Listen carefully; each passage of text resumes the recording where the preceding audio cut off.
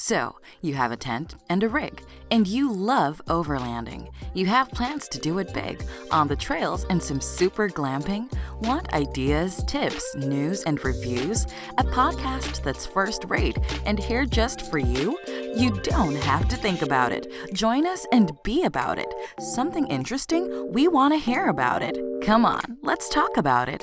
Welcome to Waypoint Overland's Random Waypoints podcast.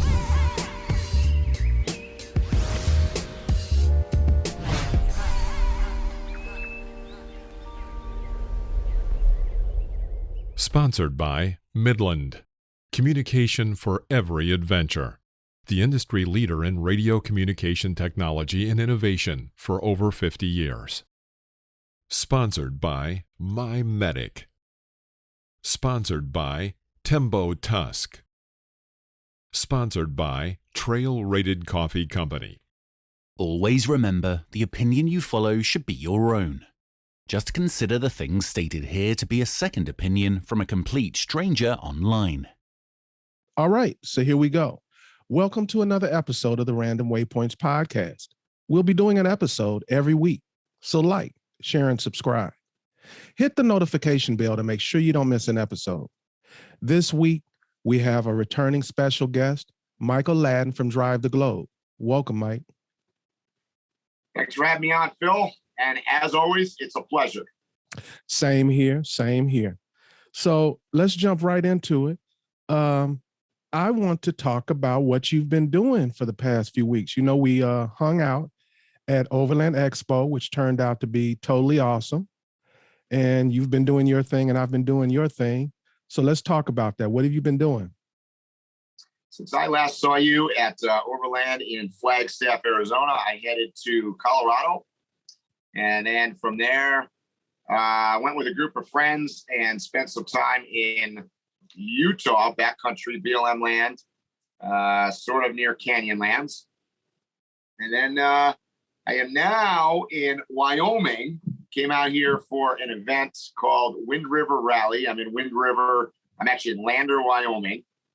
Never really been to Wyoming before. I've driven Route 80 and I think I skied at Jackson Hole, but first time to Wyoming, absolutely beautiful state. All right. Well, I want to break down Wyoming with you. First, I want to talk about the event. Could you say the name of it just one more time? It's called the Wind River Rally, and it was put on by an organization called the Journal of Lost Time. And that's actually the second event I went to that they put on. They did one in Bisbee, Arizona a couple months back. And it's a good, I would say the turnout was about 150 trucks. And so what goes on there? Give me the story. So I'll come down in a second. See, this is what happens. It's basically a VANLIFE schoolie overland event. People show up. We had some live music, a couple sponsors. The town of Hudson, Wyoming, where it was held in, is tiny. So they all rolled out the street carpet, I guess, if you will, and it was great. You know, one local restaurant and a local bar, and some beer sponsors up there, and I think the DJ went till 3:00 in the morning one night. So good times. Oh wow! So was that an advantage or a disadvantage? The town being so small. I think it made it interesting. Let's just say that. I think the disadvantage is not too far. So I'm in Lander, Wyoming right now. It's only about 12 miles down the road. And this is a pretty good sized town.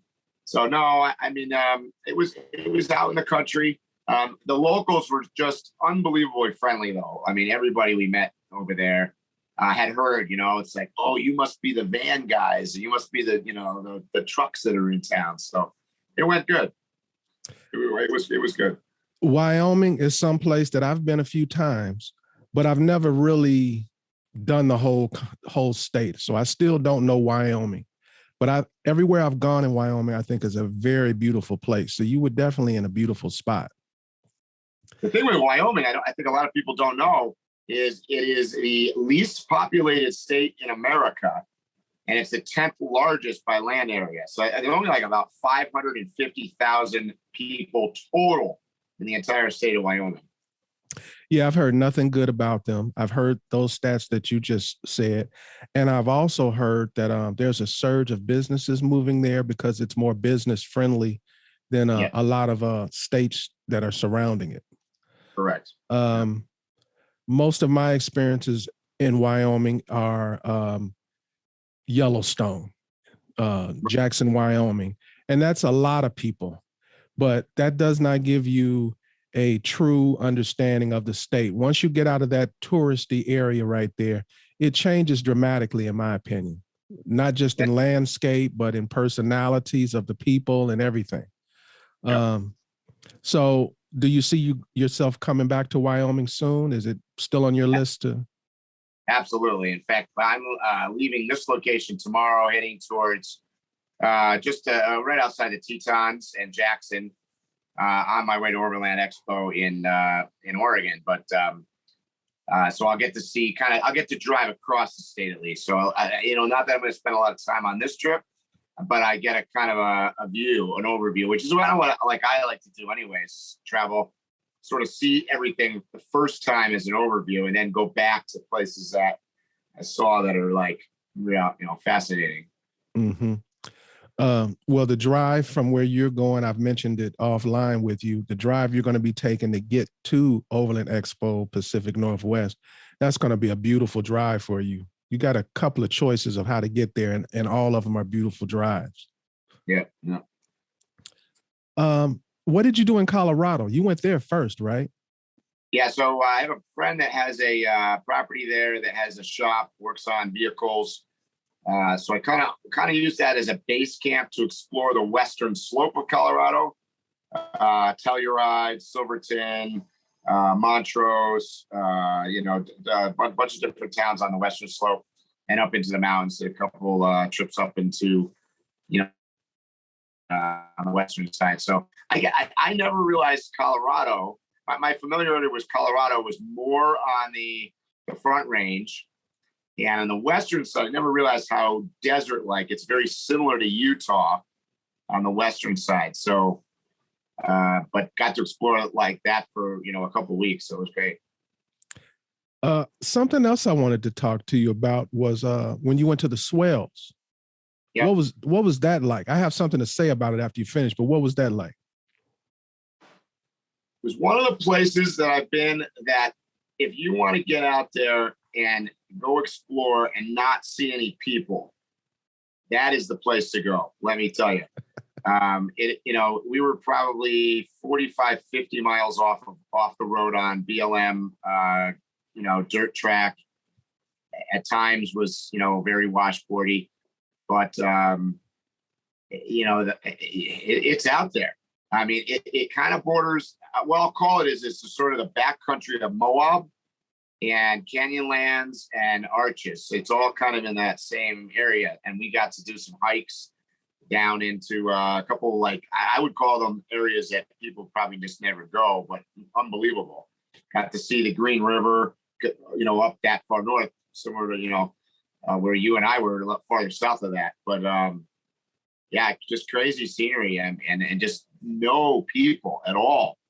So that was amazing. That the weather was great, and I actually got my motorcycle stuck. I always say, sometimes I use the truck as base camp, and I go off and explore on the motorcycle. Well, I went out with two guys with a Toyota Land Cruiser and a four-wheel drive pickup, and I ended up having to ditch the bike and park it and finish part of the road with them because it was just so sandy. I was walk a bike. So anyways, but that was, and it was out there. I mean, way out there in BLM land. So the reason why I asked you about the swells is because I truly did want to know, how did you enjoy yourself? But I keep up with social media, and after you guys went, there was like 10 other groups of people who had no idea about it, but they saw you and they decided to go into the same area. So I thought that was kind of funny. Just you posting, so many people showed up. You were talking about it's kind of like a secret, even though it's right there. It's easy to get to. It's right in the Moab area. But still, a lot of people don't know about it. Like I like to go to Hanksville, which is when I'm people drive that road all the time, but they never veer off of it. So that's like one of the few places still in southern Utah that's kind of unexplored by a majority of people. They kind of overlook it heading to the more popular places. Yeah, for sure. And some of the roads are, I will say that some of the roads are four-wheel drive necessary, particularly, the offshoot roads that go towards the canyons and go towards the river. The main road is just like typical anywhere else. Sometimes it's good, sometimes it's not so good. But fascinating. I mean, Utah right now is ranking in my top 1 state. Well, it's not my number 1 state, but it's definitely in my top 3. Yeah. Washington is my top state. Of course. I've never been to Washington. Well, we're going to make that happen. We're going to absolutely make that happen. And that's a good segue to talking about the Pacific Northwest. So me and you are going to be meeting up shortly in Oregon for the Overland Expo Pacific Northwest. So we're going to talk about that. But before we get to that, I still want to do a little more catching up with you. Give me some of the highlights of the 3 places that you went. You went to Colorado, you went to Wyoming, you were in Utah. What would you say were the top highlights, the memorable moments? Something's going to tell me it's going to be more about people because you were hanging out, partying a lot. Well, we definitely were hanging out with a group of friends, which is interesting. The way that this Overland world works is like all of the people that were hanging out, I did not know 2 months prior. So I had met, a couple of them I met there. Some of them I had met at that event down in Bisbee, Arizona. And so we all kind of like had messaged each other. Why don't we all meet at a location? So that's kind of how the Utah thing came up.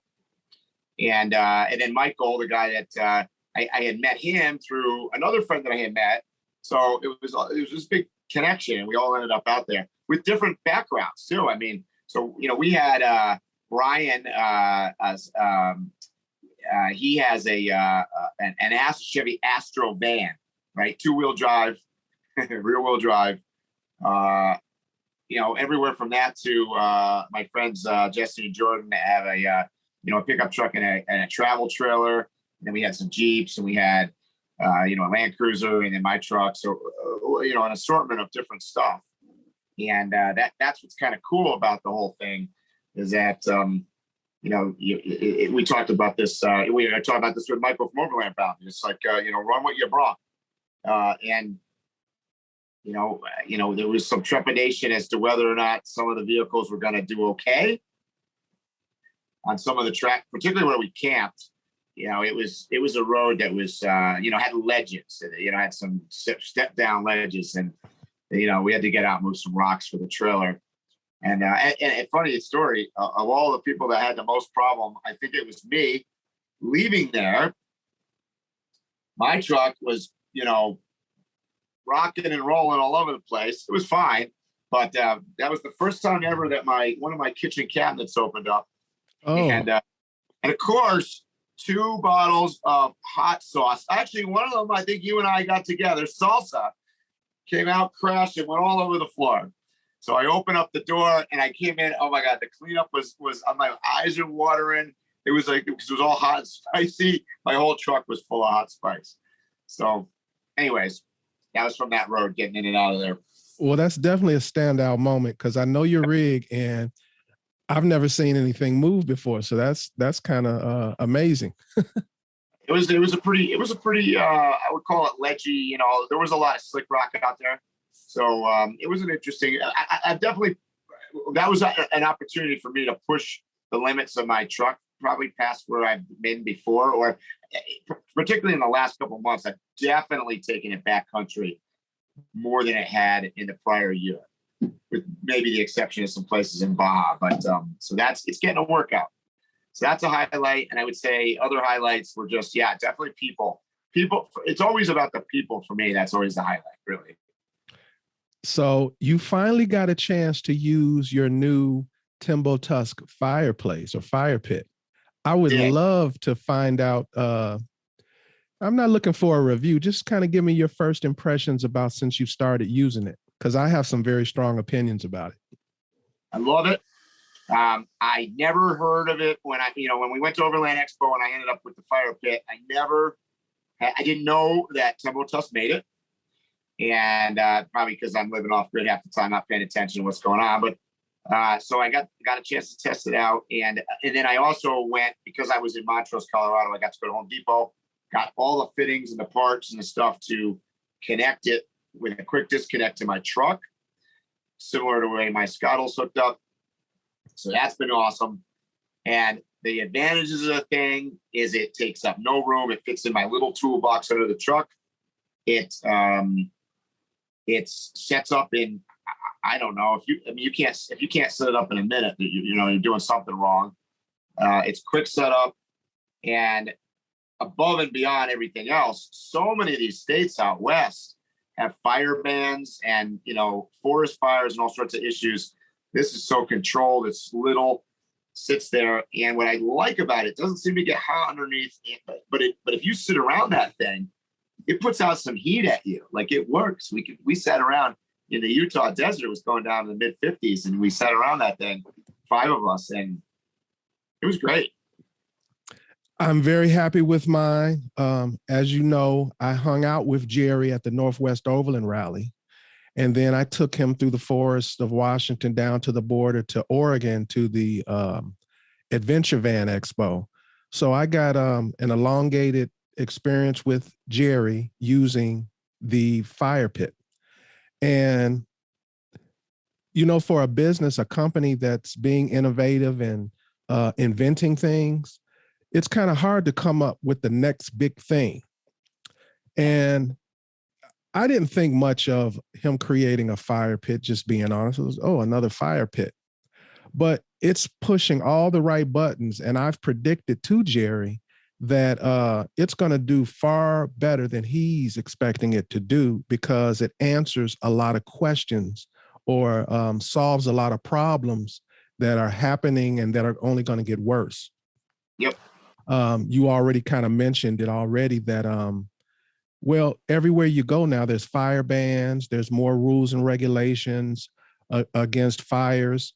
And I used to have, I still do, it's in my garage. I have that big round one. And it takes up so much space. You got to think about that. Now with this new fireplace, I just have it stuck in between some seats in a place that I wasn't carrying anything, so it's not using up any space. I think he came out with it at the right time. He sold out of them we got there Thursday. Friday was the official opening at the Adventure Expo, right? Yeah. We just had one lit because we were cold and we wanted to sit around it. He sold them all out that night. He didn't have any to sell the whole weekend. It's amazing because, as we all know, space is a limited commodity when you are living on the road, or even going for the weekend in a Jeep. So, if you don't have to carry wood takes up room, right? And like you said, I have the same thing. I have one of those round fire pits. I think I got rid of it now, or maybe it's in my mom's basement somewhere, but it doesn't fold up. It takes just as much room as three bushel packets of wood or whatever. So yeah, I think it's ingenious, and I can see it selling out for sure. Yeah. And one of the most important features to me is it actually packs a punch. I'm not cold around it. We were also at the Northwest Overland rally, and we decided to sit around it while we were at the raffle. And it was 5 of us all sitting around it. It was very cold, and we were fine. We still had to wear jackets. It was that cold, but it made the difference in between being comfortable and calling it a night.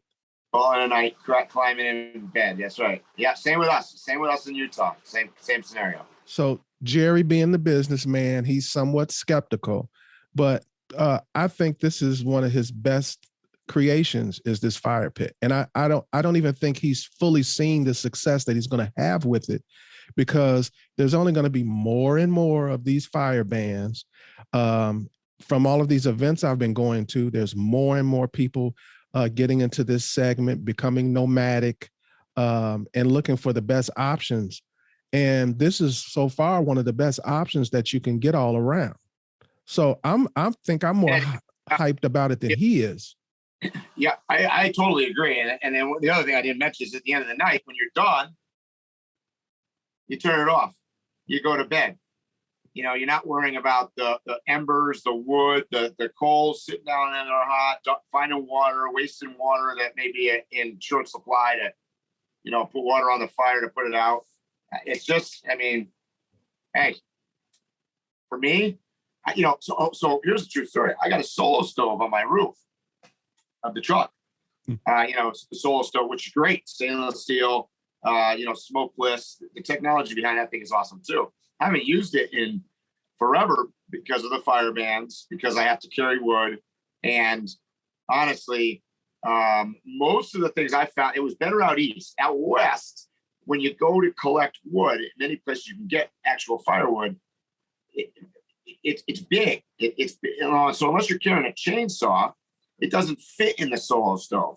So now you're back to being forced to have a fire on the ground, which is, you know, that's a no-no. That's the thing that we don't want. So, you know, I don't know. Hey, it's like I use Starlink now for my internet. In fact, you know, you're talking to me on Starlink right now because I got crappy cell coverage here, and that's modern technology. That's where we moved to. So, you know, maybe it's not as traditional, and you get the wood smoke and all this other stuff, but it's the future. It's a great. I think that's a killer product. So I didn't have this on my topics, but let's talk about Starlink. First of all, from my observations, everything sounds good. You're not pixelated. There's no stutter. I would have never known you were on Starlink if I didn't know. Talk about your experience so far. I can keep it really short. If you're a nomad or you're somebody that travels a lot, off the beaten track, this is a game changer. This is the absolute best piece of equipment that you could buy, period. There's no question in my mind. And I've only had it now for, I don't know, a couple of weeks on board. I've moved to a bunch of different locations at this point. I get speeds. I've been finding speeds right now. I just tested it before I went on the call. I got 220, 220 speed. These are like internet home speeds. So it's a game changer, like for people that want to work on the road and park in the swells, because there's no coverage there. Yeah, I can't say enough good stuff about it. I mean, for me, at $135 a month, it's you know, that's like you know, a quarter of a tank of my gas. Well, I've talked to a lot of people who have purchased the Starlink, and they have nothing but glowing reviews about it. So I think I already told you I'm going to get one before I head out to Alaska. I think it's the perfect solution from what everybody's telling me. And one of the selling points to me was when we were in Flagstaff, Uncharted allowed me to use his signal, and I was able to download a 2-hour podcast. So right. sold. Yeah. And Bert next, so I'm camped here with 2 other people right now. So 2 of the 3 of us have Starlink. Him and I were testing it yesterday, and we walked, pretty far down the road here to this little bridge over. There's a river behind me here, and we're picking up both of our routers. So not only is we're bringing in good signal, the router that comes with this seems to be very good. It really disperses. So if you don't have Starlink, go on the road with a buddy, because we've been potting together at this event that I went to this past weekend. I would say there were 150 trucks. There was at least 25 Starlinks there. Wow. And Oh, this is still new. 7 trucks probably. It's still new, so to have that many is a lot. Yeah. Yeah. Okay, so we've talked about the Starlink, we've talked about the TEMBO TUSK. Let's go back to itineraries that me and you have. We were talking about we're going to be meeting up in the Pacific Northwest. Some things we're going to talk about, some things we're going to keep a secret. But we got big plans, right? We do. Absolutely. And I think most people who are coming have big plans.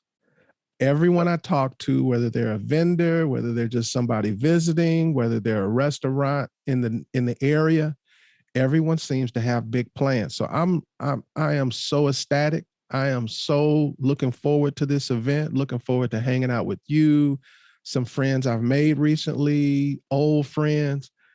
This is going to be the bomb. Totally agree. What I would tell people that are listening to us right now on the podcast, come out and see Phil and I at the show, and love to meet everybody that we have not met yet. Love to see everybody, obviously, that we know, and we're gonna be having our usual party, and come see us about that, and we'll get you in. Right, and that's all we're gonna say about that part. We got big plans, right? Big plans. I think we will be the life of the party. Yes. So offline, I have so much more to tell you about that, but let's get off that. Do you have an idea of what, are you going to be getting there a few days ahead of time, or are you going to be getting there? My plan is at least a few days ahead of time. Yeah. Okay. So I'm going to wait to Jackson tomorrow. My plan for Idaho is really to transit it, is not to make, take a, nice time, scenic drive through it, but I'm not going to linger anywhere. So I'm going to probably book it. Once I get to Jackson, I'll probably book it towards end. Well, there are a lot of people I talk to who plan on getting to the event a few days early. So the downtown in Bend is going to be jam-packed with overlanders. Also, the national forests that surround the area, a lot of people are talking about not going to the actual event and staying, but camping and coming in every day. Yep. So I think this is going to be a pretty unique expo versus all the other expos. One being the ratio of people who decide to camp outside as opposed to camping in the event. I think that's going to be unusual. Yeah, I agree. Yeah, probably got a lot of day pass people coming in. Man, it looks like a great facility. So I am super excited because I have never been to the state of Oregon. And, I know that blows people's mind when you say that. I only got 4 states left that I've never, ever been to, and that's one of them. Have you been to Africa? Yeah, I've been to Africa. Have you been to Europe? Yeah, I've been to Europe. Have you been to Oregon? No. So let's talk about the venue. I have something, some of the information that's been given to me so far. They're predicting over 300 exhibitors for a first-time expo event. So that's huge. Huge. That's Overland Expo West numbers before this year. Correct. So they're jumping into the deep end with this event right off the bat. And I think they needed to, because of the location, it's going to appeal to so many people. I think all of their predictions on numbers are going to be inaccurate. I think they're going to surpass all of their expectations. I agree. Yep.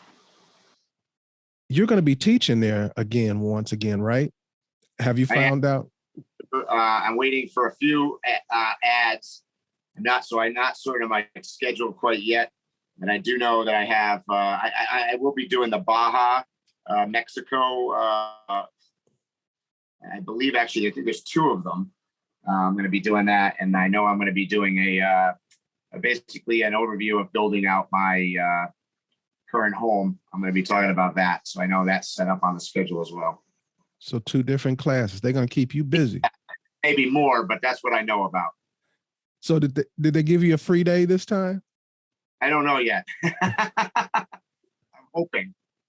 You definitely took advantage of it. I did. Yeah. So I want to talk about some of the things that I've done since we last saw each other. First, I want to talk about the Northwest Overland Rally, which I got to convince you, you got to show up next year. I tried to get you to come this year. I know you had other things to do, but I got to get you to come. It's an experience. If you were talking about the event you went to in Wyoming and what you liked about it, well, I'm telling you, there's 10 times that at the Northwest Overland Rally. You got to go. I definitely.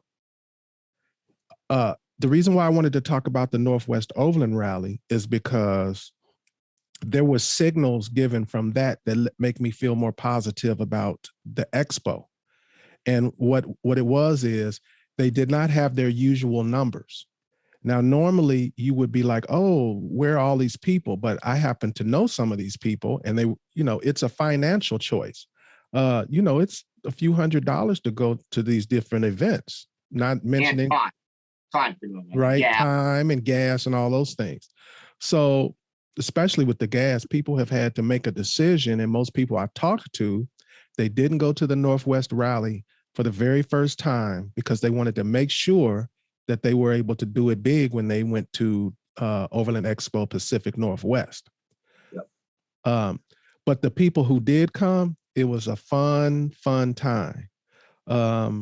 Because it was a little smaller, it was a little more intimate, it was a little more social, if that's even possible, because this is a very social event. And I had the opportunity to cook on the TEMBO TUSK for Jerry at his booth. So I was excited about that. I've always observed others do it, and I always just wanted to do it. So it was fun doing that. And then me and Jerry, like I said, I took him through the forest. I had 2 other people with me, Bud Nixon, who you may know. If you don't know him, you'll know him after the expo. I'll make sure that happens. And another friend of mine, B Wild Journals, or Neil. Anyway, we basically went through the forests of Washington all the way to Adventure Van Expo. And we just feasted and we slept and we took in the beautiful views. It was a great time. And then we went on to Adventure Van Expo, which was something I want to talk to you about. I was totally out of my element. I don't know much about vans. It's a totally different culture than going to Overland Expos or anything like that. Have you gone to like a van expo or anything like that? So these last 2 events I've gone to now, the one this past weekend, they're technically, I would call them VANLIFE gatherings. So they were very targeted towards vans. However, this particular organizer, Journal of Lost Time, recognizes that there's a blend. There's a merging. So, you get rigs like mine, and you get schoolies and different kinds of stuff.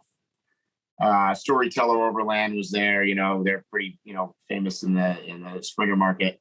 So, I'd be curious when you say very different, tell me what you're thinking, because I'm interested. I mean, a bunch of different things. Where should I start? One, I see more people jumping into this van segment who are making major decisions about what they're going to do and totally uneducated about it. I'll give you an example. I met a lady who was telling me that she was ready to buy a van there she was ready to sign a deal and everything at the event. And I just asked her a few questions, not interrogating, just curious. I was kind of excited for her until I discovered she didn't know anything about this big decision that she was about to make. So one of the things I noticed was there's more opportunity to make a major decision that could change your life. I mean, you're talking about $200,000+ vehicles. So that was one. Yeah, I agree, but I see that a little bit different. I agree, but here's the thing: is right, wrong, or indifferent. I'm not making a judgment on this.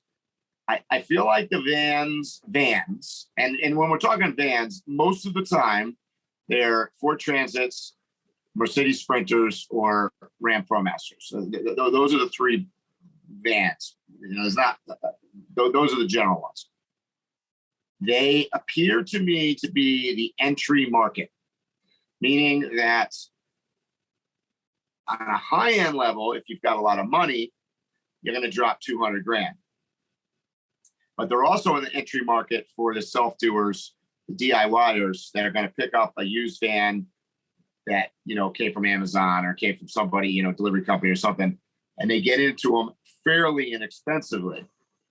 And this is where I agree with you, is that because that is, for some reason, they seem like they are more, I don't know when I want to use the word accessible or known about, maybe just so people that don't know anything and they say, I want to go camping and travel around and live on the road full time, go to the van, as opposed to a big Overland rig or a Jeep with a rooftop tent or a turtleback trailer or, you know, many other options. That's this, I call it the simple option. It's not simple. I'm not saying at all.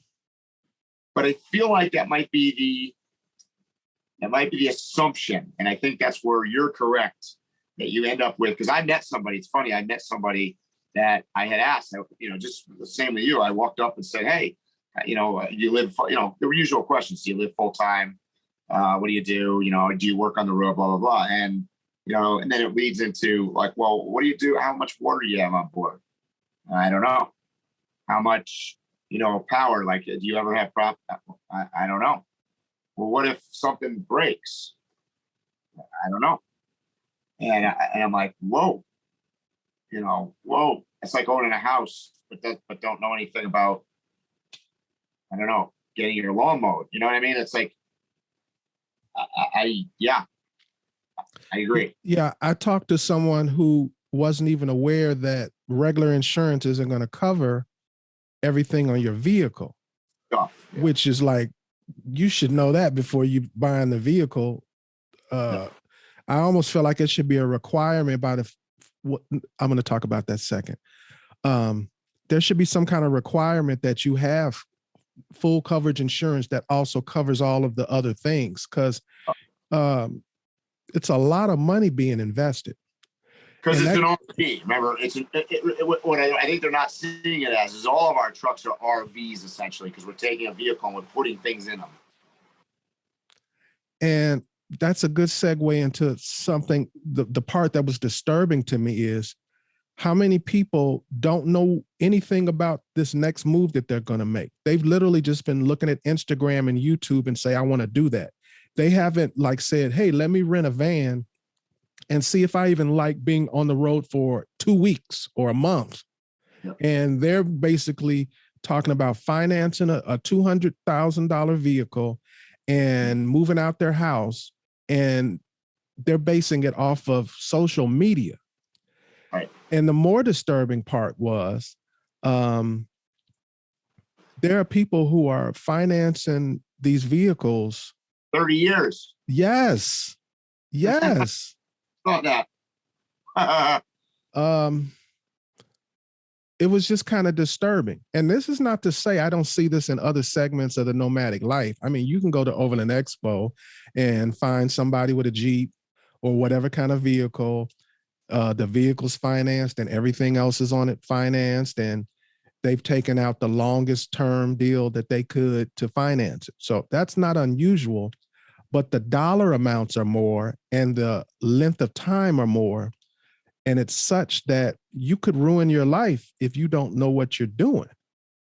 Yeah, and it's a lot of them can be. So I'll give you this as a disadvantage and an advantage. Some of them are what I would call underprepared equipment-wise, and but let's take that as a good thing for a second, because they're actually getting out, in some cases, getting out and actually doing stuff without getting sucked into. Here's my rag on the overland culture. So we can complain about the van side. Let's complain about the overland side. The overland side is almost the reverse. They're going to go out and buy every single gadget, gimmick, and gizmo and strap it on the side of the truck so everybody in the world can see it, and probably not know how to use it and never use it. So whereas the van culture, they're just like, give me a white van. Let me go in and I got a pillow. I'm good to go. So it's like almost underprepared. And I see that. With all of that said, I did leave the event very interested in the van life. The people who I met who were not making a decision on whether to do it or not, but already had jumped in, and this is what they do and this is their life. They were like a cornucopia of different types of people, but they all had a general vibe that was similar. So I enjoyed everybody that I met. I could see myself being a part of the van life, actually. I like the way we're addressing this, because I'm parked right now here with everybody I'm with is van lifers. By definition, they all have vans. I'm the only guy here that does not have a van per se. And I find that I enjoy hanging out with them in many cases more than I enjoy hanging out with what I'm going to call the old school Overland guys. And not to rag on them again, but oftentimes they get obsessed or dig so deep into the whole, what's your gear ratio and what so talk about the truck and blah, blah, blah, blah, blah, blah, blah. And it goes on and on and on. And I'm like, no. What I find in the van life culture is they talk about places that they're going and things that they're seeing. But even more, the reason that these van life gatherings are so big and so many of them is because they're all about the social thing. So they travel so Bert parked next to me. He came from Southern California. Valerie here came out of Colorado. The guy on the other side here, they're out of, I forget where they're out of, but they're coming from long distances to come to this event in the middle of nowhere, Wyoming. They're not coming to prove their truck or to show off gear in the woods. And oftentimes they're not coming even for, in this case, not that it's not incredibly scenic here, but they weren't coming to go to the Tetons or to go to Yellowstone. They're coming here to meet in a field, to socialize, to have live music, to share food, share travel stories and stuff. That I noticed is my definition of van life. Now, I don't know if yours is the same or different or what you've seen, but no, we're on the same page. I also noticed that like within the van life is more focused on gathering experiences and socializing. And it seems like in the overlanding space, it's more geared toward it's been hoard out. It's more about gear, and it's more about status. People it's more egos involved in the community. Whereas I see in the van life, everybody's just, hey, let's party. Hey, let's go to the next place. Hey, tell me about your experience. Right. It's not about one-upping you because I have an inch taller rim, or I've got rotor packs and you don't, or something. I don't hear too much talk about the gear unless someone is informing somebody, hey, you should get this because it's going to help you get this Starlink so you can stay out longer. The discussions about gear are more educational and more about helping each other. Whereas when I hear it in the overland community, it's more about one-upping each other. Yep, I agree. Yeah, I would say I travel more. My style and my travel and my where I've been lately hooking up, even in Baja this winter, is more van life than it is overland. I would say I live more of a van life than I do an overland life. And I know this is a touchy topic, but I'm going there. A lot of the people that we're classifying like van life and overlanders, well, actually, the majority of the overlanders aren't even overlanders. They're just off-road. Right. They're just off-roaders. And the reality is a majority of the van life, at least in my definition and the definition that it used to be, they're actually more overlanders than these people who are dying to have that title of an overlander. Yeah. I hate the word overland and I hate the word van life.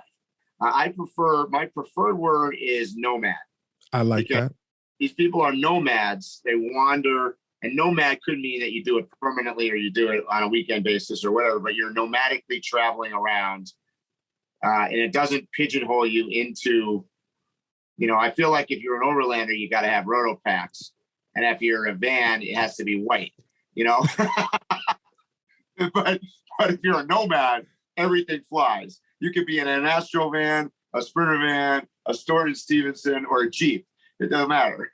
But to me, that's actually really what an overlander is. They're a nomad. There's somebody who's using a vehicle as a tool to get around and have life-changing experiences and to socialize with other nomads. Yeah. So I really feel like they've distorted the title of Overland. I agree. Yeah.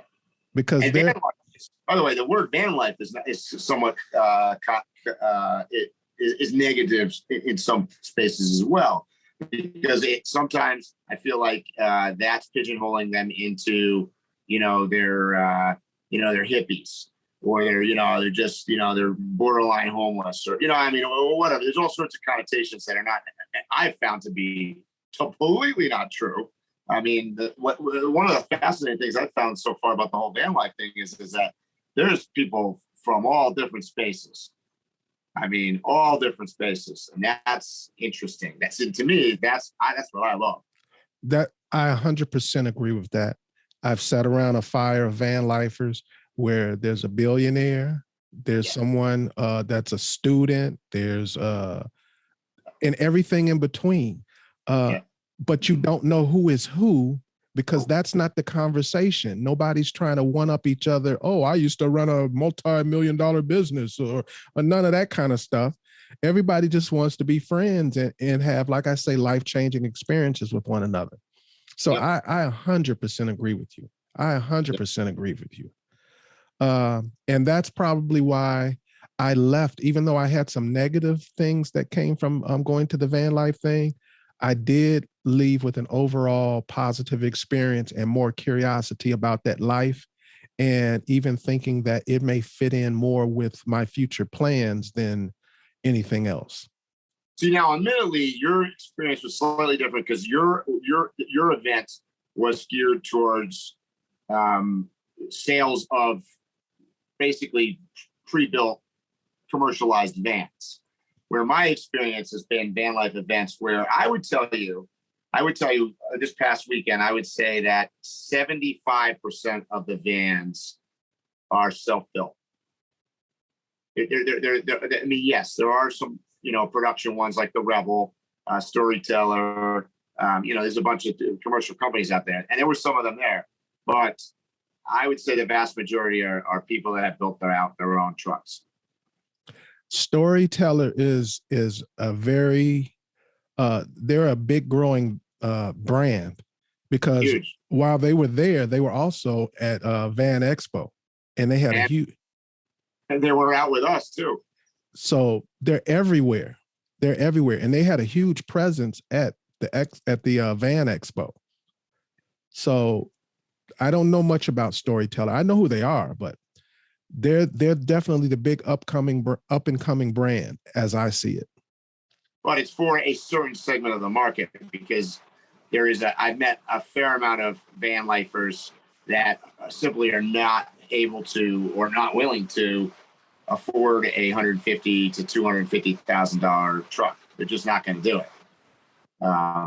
Myself included, by the way. So, so there is, I'm not going to say it's just there's not a market for it. Hell, people are buying $1 million,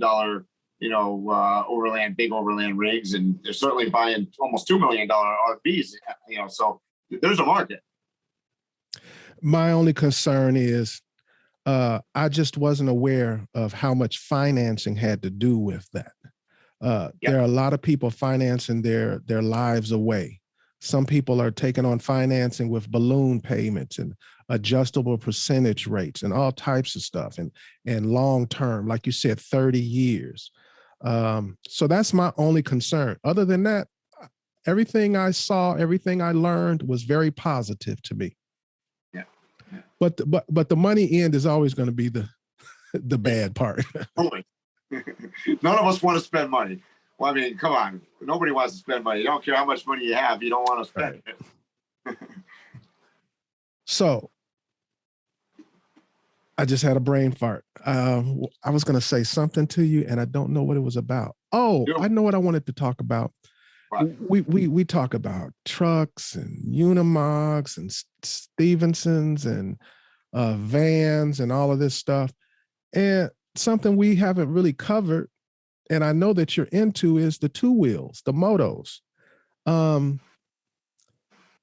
They don't get a lot of love in the community, and they're a big community, and they're one of the most enthusiastic parts of this segment. I remember going to the expo, the most recent one in Flagstaff, and I would say as part of one of the best parties that was thrown by the actual event was the moto party. There was no comparison. There was nothing even close to their party. If you walk over to their section where they camp, they're one of the most in tune, social groups, but they're almost treated like a stepchild at these events.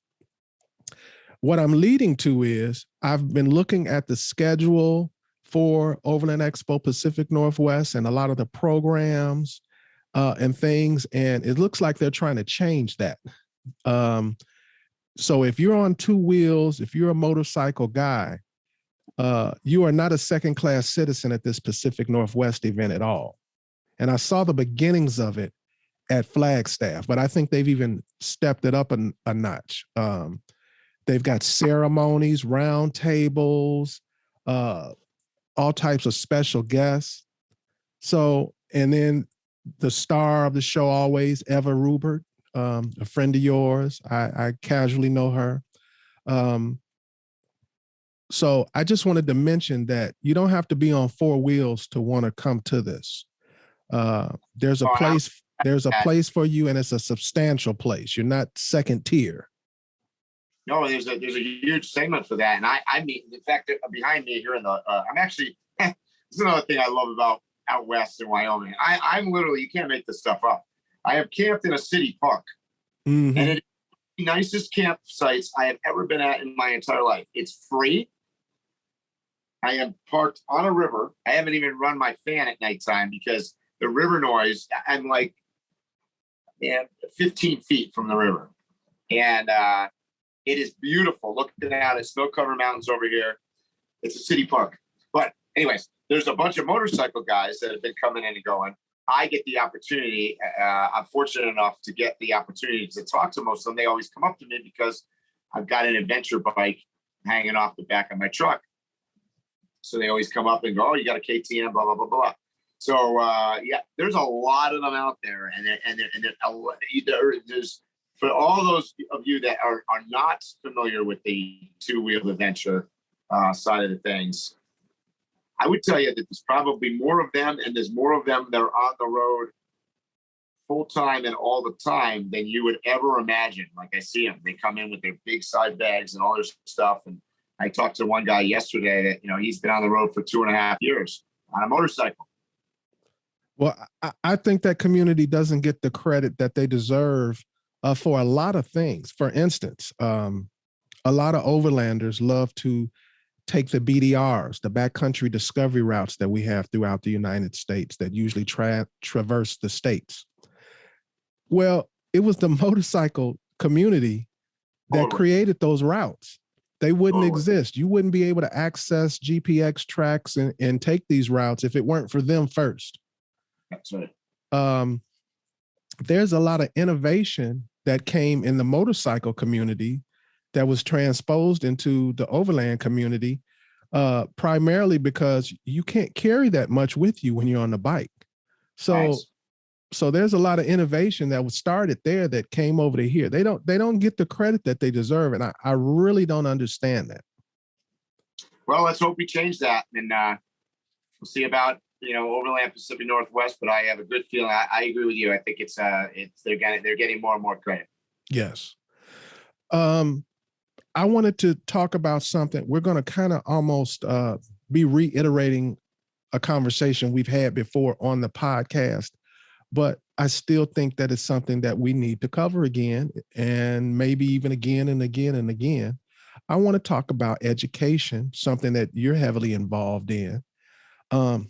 You're not just some nobody that they were like, oh, he's got an orange van an orange truck that people recognize, and he's popular on social media. So let's make him a teacher. Let's make him a trainer. That's not how it goes at Overland Expo. You've got to have credentials, whether it be some formal credentials being for training for recovery through some organization, whether it's you've actually been to these places and you've actually done things.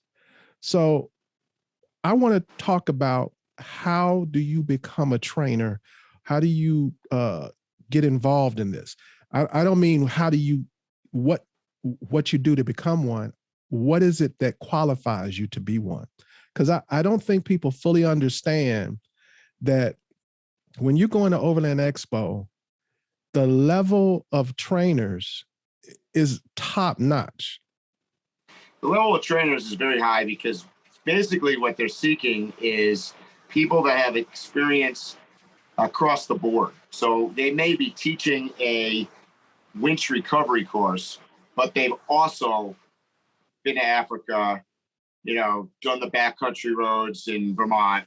Maybe they've gone across Baja on 2 wheels on a motorcycle. So I mean, it's experience. But I will tell you, as an instructor now, and this is like my 10th year, I learned amazing amounts of stuff just teaching classes, like from the people that are attending. So it goes both directions. But the education level, the education is, first of all, at Overland Expo, it's number one education event in the world for the Overland space. Agreed. Period. And the people that are there are very qualified. But that's not to say that if you are out there listening to us right now, looking for or thinking about maybe in the future I can be an instructor, you absolutely can, because I'm quite sure that you've had an experience. You've done something. Maybe you just drove from Costa Rica to, through Mexico and up to Alaska. Well, you are qualified then to talk about that. You've done it. And that's the big thing, doing it. They don't want to they don't want people talking about, well, I did some research on a map and I read a book about this. So I've never been there. I don't know where that content is. And that's not, no. So, but I highly encourage people to get involved in being an instructor. You will learn so much, for one, and you'll meet so many people through that. And many of the people I've now traveled with, or done different projects with, or Phil and I have met through this, and now we're in a podcast talking to you guys. So, yeah, a lot of opportunity there. Yeah. I hear people talk about the Overland experience, and they're like, I'm not going to pay that amount of money to take training at one of these events. I'll go to the event, but I'm not going to pay that extra for the training. And when you look at the dollar amount of being able to camp, have a good time, get all of these different types of trainings, if you were to just itemize that and try to get the same thing somewhere else, it would be way more to get that kind of training, way more. Yeah, and the training is so important because it's not only training about things that you may be doing in the future. A lot of it has to do with ethical things and, respecting the environment and just, things that are do's and don'ts, it's so important to immerse yourself in the whole thing, because over the course of a weekend like that, the Overland Experience Pass, you'll meet so many people that, well, somebody can walk up to you and I and say, well, what about Mexican Hat? Can you have a fire there? These are questions that are important. And you and I could answer that question and say, oh, yeah, you could have a fire up here, but no, you can't when you're parked in outside Flagstaff in the, National Forest there, or, whatever. So there's informational things, there's ethical things, there's, do right. The community part of this whole thing, that's the other side of education, is the community side of it. You see trash. We did a trash pickup at this event that I just had over the last weekend. Everybody went out for an hour and picked up trash. Nothing to do with us, nothing to do with what we created, but that's what you should be doing, because one guy that throws something out there is what's going to get you guys banned from a place that you really want to go. Yes. Yes. It's funny you mentioned that. On the most recent trip that I had, we had to do 2 recoveries, and each person, one person didn't know how to use a winch that they had on the vehicle, and they couldn't find the controller, so we couldn't use the winch. And then there was another person in a stock 4x4, which I have no problem with a person, but it was not capable of doing what it was trying to do. And he was stuck in like waist high mud. And he didn't have pretty much anything that he could self-recover from. And he really didn't have anything to help us to recover. We had to pull out our winches and our extension ropes to pull him out. And I just thought. And the issue with that is, let's say you weren't there, or even if you are there, oftentimes there's more damage has occurred to the trail. That part. Because you recovering them in a roundabout way is not necessarily as efficient or as non-damaging as them recovering themselves. And that's where I was headed. If you saw how far he dug himself into the mud, he basically ruined the trail. So the slightest little rain is going to go into these channels that he created and make it impossible for the next person to come. And they've reached a point in these national forests, BLM land and stuff like that, where when they see a trail messed up, they do one or two things. They'll say, oh, well, we're just going to leave it as is. We're not going to, fix this again for somebody to tear it up again. And the or part is they'll say, you know what? Let's just close this gate. And we don't have to worry about this anymore.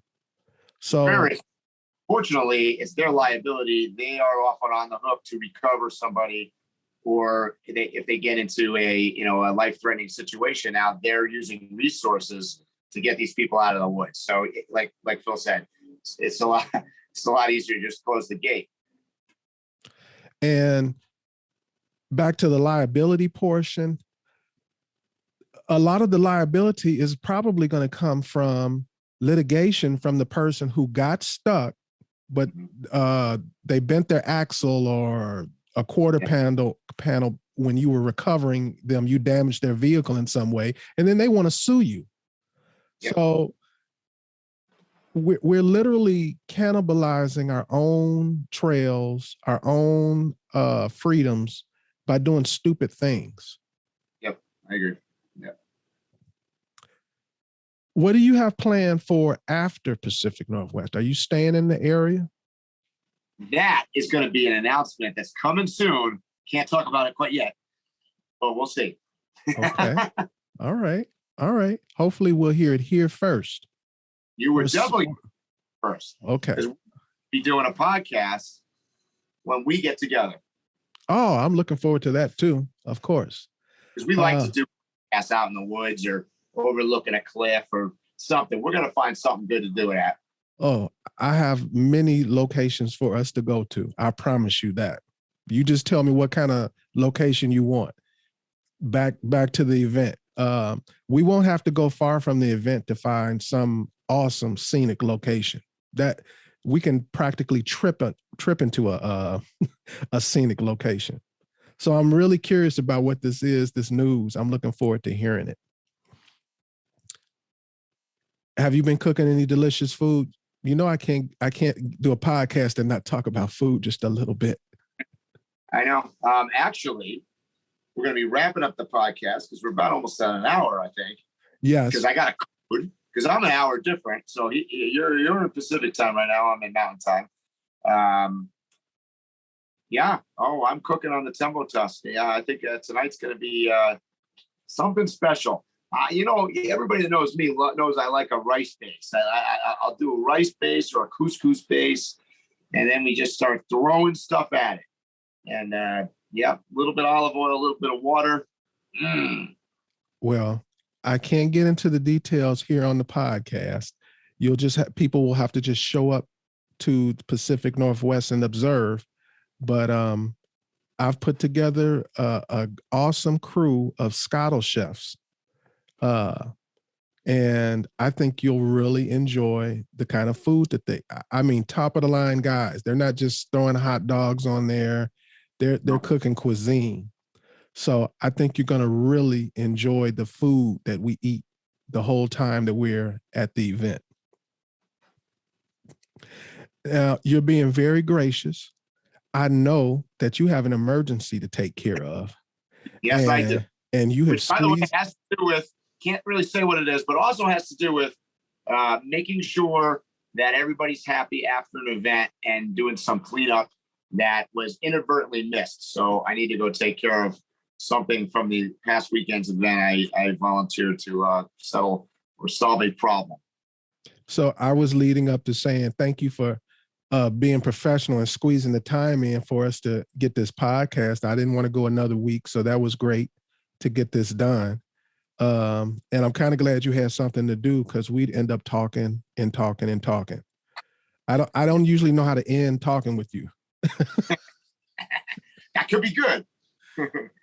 But that's why we usually go to bed. When we hang out, we go to bed late because we're sitting around our fire, and yep, it's a late night usually. All right, so we're going to kind of end it abruptly. I apologize if you guys were looking for more, but he has some. You got some fires to put out, and you actually set aside this time, even though you had something else to do to do this podcast. So thanks. Absolutely. Look forward to doing it. And as you guys out there in podcast world know, Phil and I are going to be doing these more frequently, probably going forward. We're going to be doing this a lot, and probably bringing some interesting guests on too. I got some ideas. Yes, we both do. Yes, on that. We've got to talk about that a lot. So I'm going to end it. I'm going to, you know how I do. I'm going to look into the camera and end this real quick. You guys know what I'm going to say. Stay safe, tread lightly, and hopefully I'll see you here or on the trail soon. You have been listening to Waypoint Overland's Random Waypoints. Like, subscribe, and stay tuned for more.